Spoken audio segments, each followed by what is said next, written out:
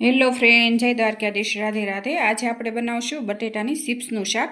તેના માટે મેં અહીં આવી રીતે ચિપ્સ તૈયાર કરી લીધી છે અને ઉપરની સાલ આપણે નથી કાઢવાની, આવી રીતે પતલી સુધારી લેવાની છે। અને હવે આપણે એનો વઘાર કરશું। અને એક કડાઈમાં આપણે તેલ ગરમ કરશું। અને મેં 4 પાવડા તેલ ઉમેરું છું। અને તેલ ગરમ થઈ ગયું છે તેમાં આપણે થોડીક હિંગ ઉમેરશું, રાઈ ઉમેરશું અને જીરું।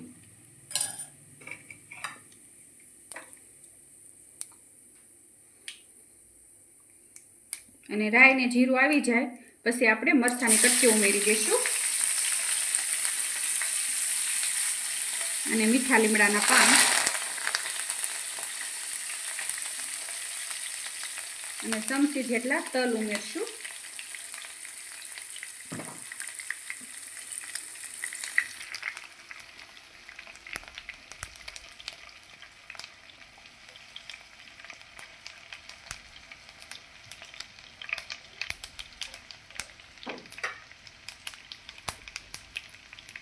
અને હવે આપણે બટેટાની ચિપ્સ ઉમેરી દઈશું।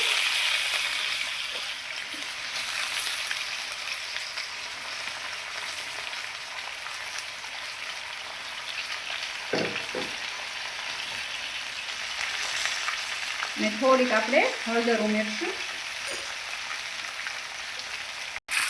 સ્વાદ પ્રમાણે મીઠું ઉમેરી દઈશું।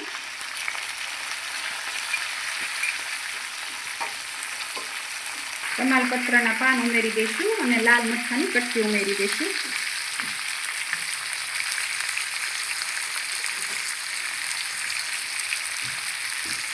અને હવે બધું આપણે મિક્સ કરી લઈશું।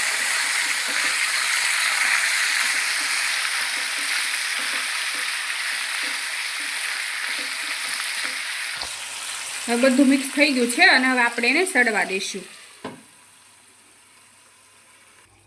અને અહીંયા મેં આખું જીરું લીધું, 1 ચમચી, 1 ચમચી ધાણા અને 1 ચમચી વરિયાળી, તેને આપણે શેકી લઈશું।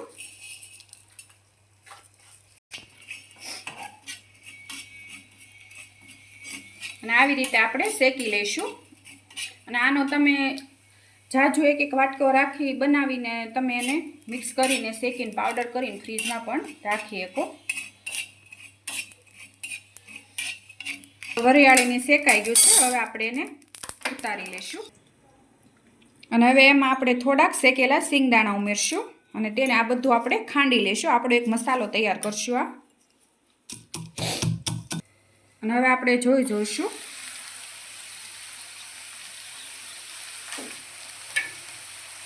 ને આપણી ચિપ્સ ચડી ગઈ છે સરસ।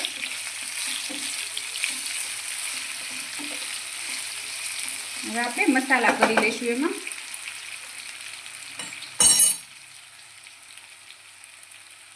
તેમાં કાશ્મીરી લાલ મરચું ઉમેરશું,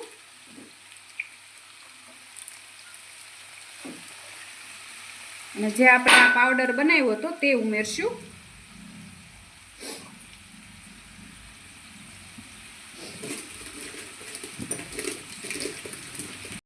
અને કસ્તુરી મેથી ઉમેરશું,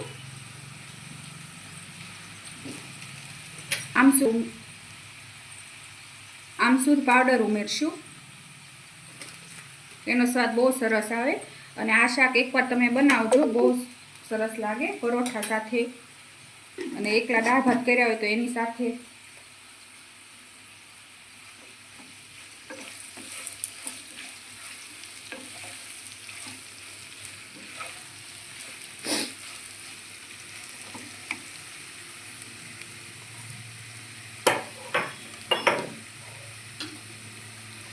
મસાલો ઉમેરશું,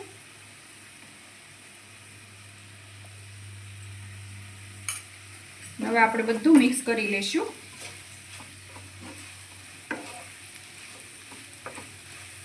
તમે જો એટલું બટેટાનું શાક ખાઈ ખાઈને કંટાળી ગયા હોય તો આવી રીતે શાક બનાવી અને ખાજો, બહુ સરસ લાગે। અને હવે ગેસ બંધ કરી દઈશું અને ઉપરથી આપણે કોથમરી ઉમેરી દઈશું।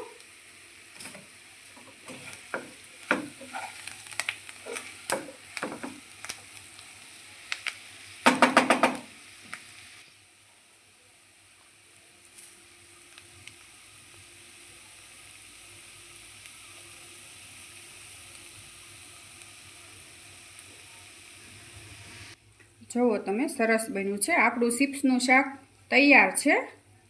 જો આ બટેટાની ચિપ્સનું શાક તમને ગમ્યું હોય તો લાઈક કરજો, શેર કરજો અને સબસ્ક્રાઈબ કરજો। અને આવી રીતે તમે પણ બનાવી અને કોમેન્ટ કરી જણાવજો કેવું બન્યું।